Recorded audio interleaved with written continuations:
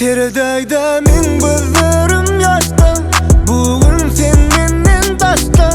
Söymedik bulsun keşke, söz vermeli dedim başta. Teredayda gözüm yaşta, bugün sen menden başka. Söymedik bulsun keşke, söz vermeli dedim başta.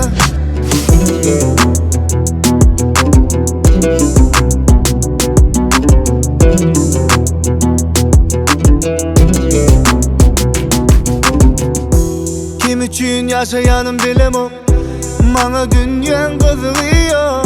Kıyın günümde yanıma gelemem, bilemem söylemek sana farkıyor. İzine dolap olmaz mı vakti, aldın gittin menden baktı. Yine seni unutup bilemem.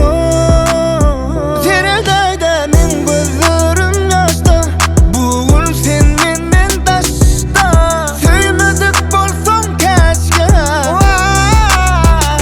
Teredayda gözüm yaşta, bugün sen menden taşta. Söylemedik bolsun keşke, söz vermeli dedim başta.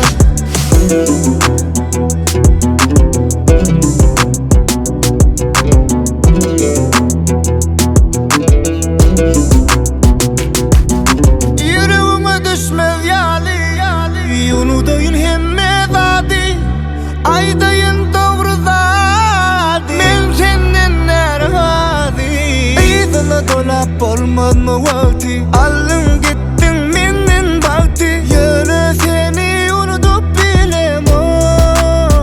Teredayda